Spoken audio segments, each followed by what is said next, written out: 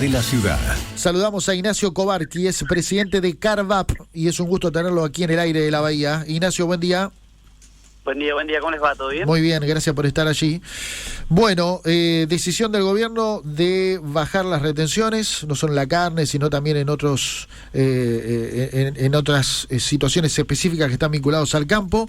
La pregunta en rigor es, Ignacio, la primera, si esto devolverá rentabilidad en lo inmediato.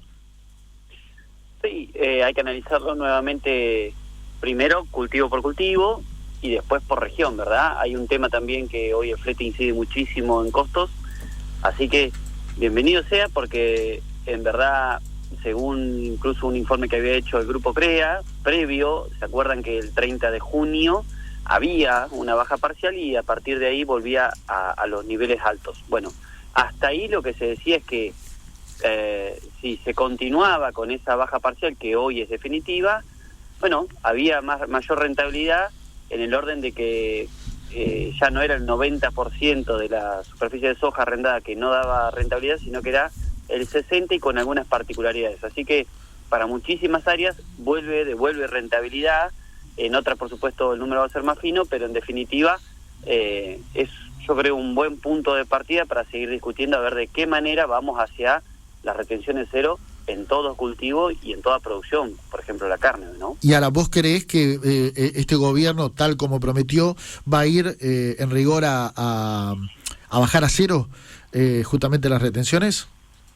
Yo creo que en la medida que nosotros podamos devolver con producción y con riqueza, y que esto no solamente va a ser generar fuente de trabajo, sino que también va a ser ingresos por otros impuestos, porque a ver, esta baja de retenciones se va a ver muy reflejada el año que viene, ¿no? En la cosecha.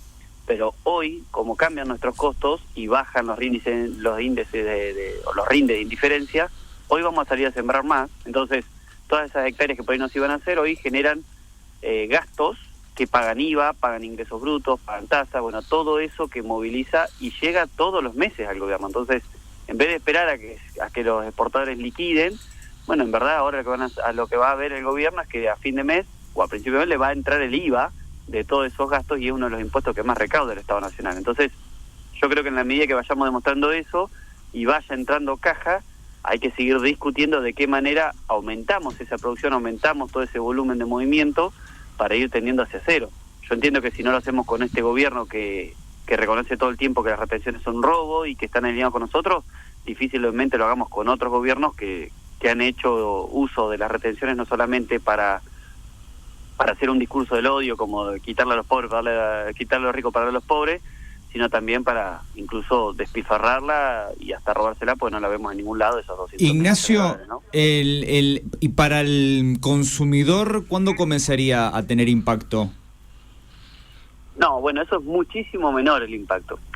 Ya la gente de FADA está haciendo algunos estudios, porque en verdad en la incidencia de cada uno de los productos es mínimo el tema del precio, ¿no? Entre todos los costos que se tienen, la baja chiquita. Imagínense que en la carne, que es lo que le debe espantar a la gente, bajó en las retenciones, bueno, aranceles de exportación, bajó del 7,5 al 5, digamos, es insignificante, y todo eso diluido en todos los costos, olvídense que tenga impacto, ¿no? No va a haber, la gente no es que va a haber un alto impacto en el consumo en absoluto. Queda claro.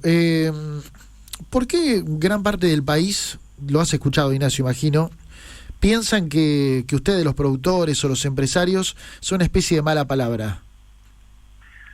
Años de establecer un discurso justamente de eso, ¿no? De que el Estado es el omnipotente, del Estado es el que te cuida, y todos los que quieren trabajar y progresar es mala palabra. Entonces, siempre se habla de las clases sociales postergadas y de la clase pobre y demás, y la verdad, cuando vamos a los datos, ese tipo de gobierno, como ha sido el kirchnerismo, devolvió cada uno de sus mandatos con más pobreza y con más inflación, y no hay un impuesto más empobrecedor que la inflación. Entonces, durante años se habló mal de los empresarios, durante años se habló, por ejemplo, de la especulación, y yo siempre digo, cualquiera especula con su dinero, que es lo que hace, ¿no?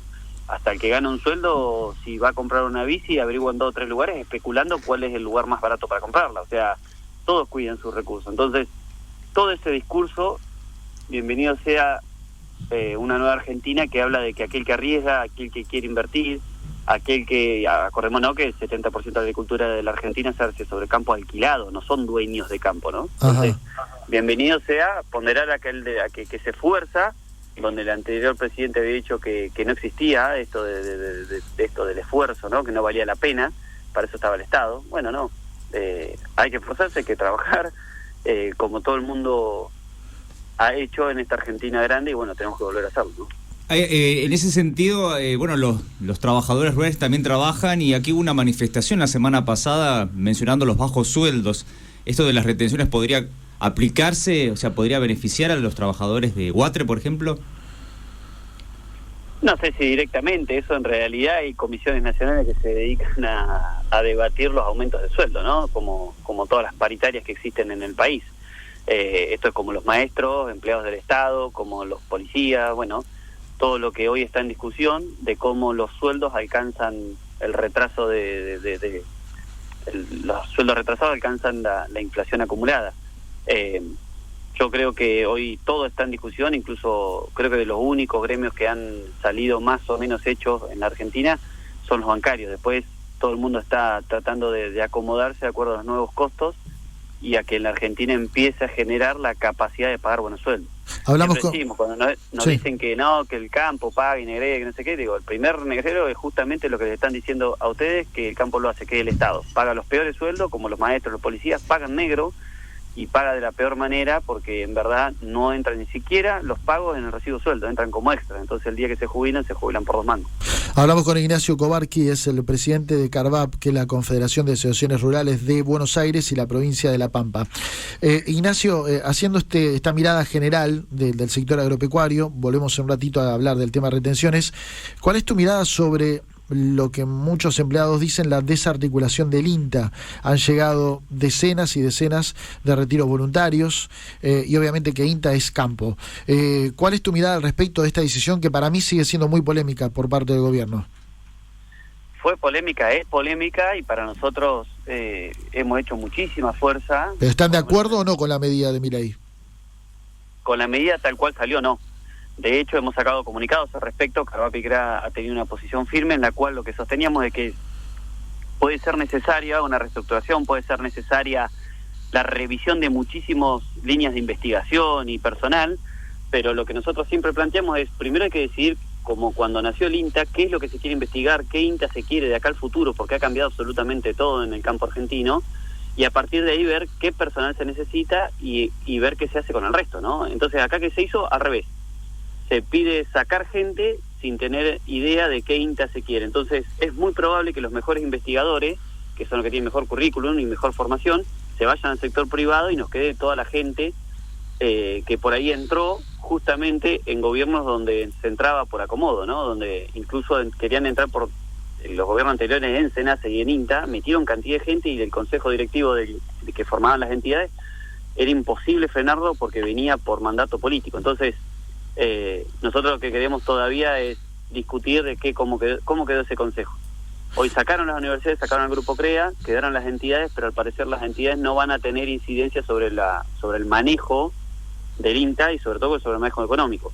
Todo lo que tenga que ver con tomar gente y hacer los concursos y los exámenes y demás ya no tendrían vinculación, sino que lo haría todo la Secretaría de Agricultura debajo del Ministerio de Economía, y las entidades del campo solamente mirarían qué es lo que pasa y opinarían desde afuera. Y acá entran también en juego las tierras, la utilización, bueno, hay un montón de cosas para discutir todavía. Una más, Ignacio.